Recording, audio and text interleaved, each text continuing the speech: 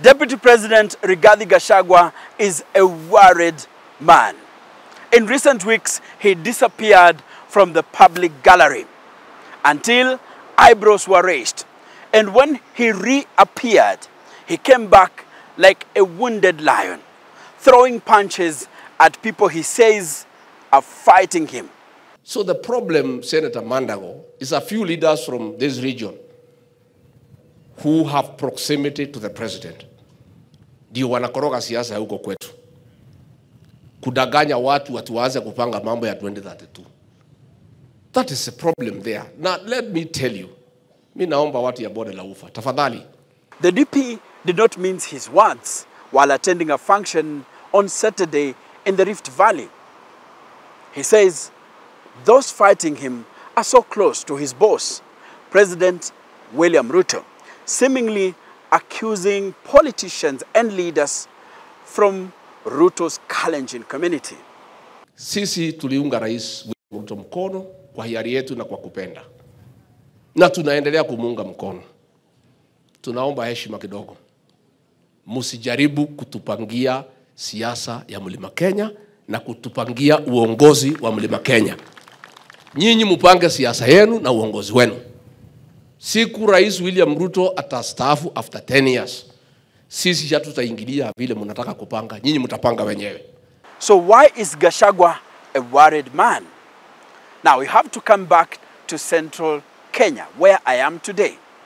Politically, and when you follow the hierarchy of government structure, he's the topmost leader from central Kenya. But according to him, members of the Kalenjin community, and especially members of parliament from the Rift Valley, are working close with some people to have that changed. Now listen to what he says. Siasa huko kwetu wa mwezani nayo ni ngumu sana. Huko ya mlima ni ngumu sana. The politics of the mountain is so complicated, it can only be understood by the mountaineers. In Gachagua's mind, everything happening around him is being choreographed to remove him from the political equation ahead of the 2032 election, which is how many years from now? Many years from now. He believes that William Ruto will be re-elected in 2027 and that people from central Kenya, or certain people from central Kenya, in collaboration with certain politicians from Rift Valley, are working hard for him to be dethroned and be replaced by another member of parliament from central Kenya. Earlier reports suggested that it could be Kiharu member of parliament Ndindi Nyoro. And that is why Gachagua is worried. He thinks he's walking a tightrope. Listen again. Wale nyinyi wazee ya Wakalenjin, musaidie rais to manage things in this region. Nyinyi ni wazee. Pahali iko wazee, muchunge maneno. So that you make sure that people are responsible. And the Rift Valley region does not become the theater ya kukoroga serikali yetu na kulete maneno ambaye haifai. Tunasema hivi, kijana, kuja uongozi, umechaguliwa, kuja pole pole, pole pole, pole pole, utafika mahali rais wetu wako. Ameanza mbali. Lakini kukimbia, unaenda ukikanyanga wazee, hiyo sio kitu ya maana. Vile tunamwamini rais, tuko na imani kubwa na msaidizi wake number 1, ambaye ni Deputy President Rigathi Gachagua. Na hakuchaguliwa kuwa Deputy President kwa bahati mbaya.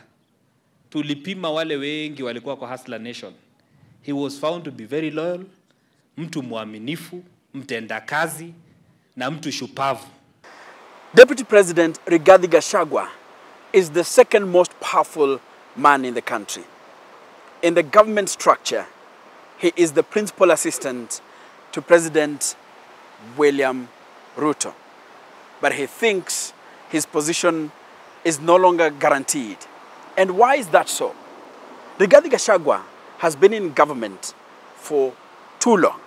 Remember, he was a district officer, or he started as a district officer during Moi's time.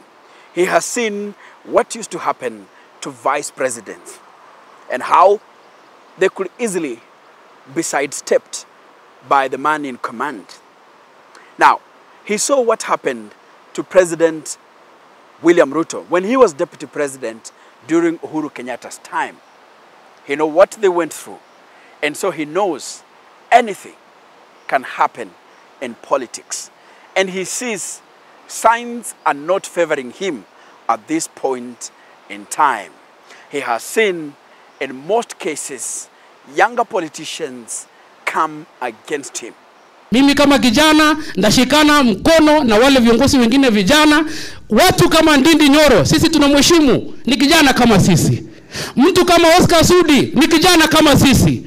Mtu kama Mheshimiwa Murkomen ni kijana kama sisi. Tutawaheshimu na tutakaa kama vijana. Wale ambao ni wasee pia tunawaambia tutawaheshimu lakini mheshimu vijana. Sasa hii upuzi ya 2032 ni ya nini? Can we focus?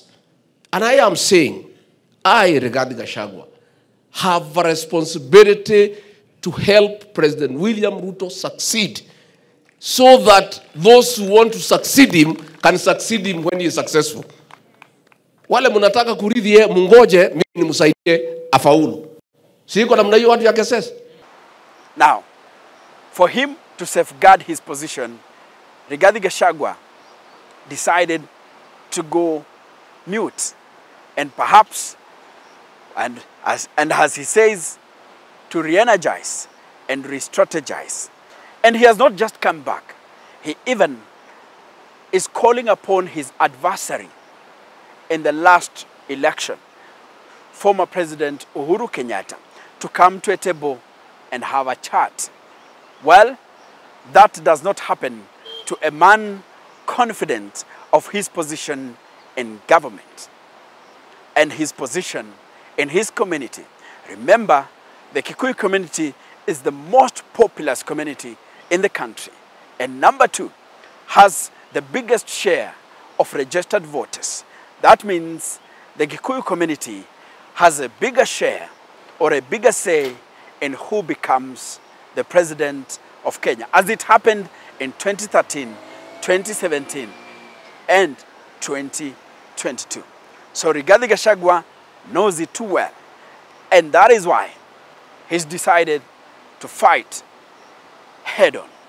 Nataka katika kaunti hii ya Uasin Gishu tukae kama ndugu na dada, tupendane, tukae na amani.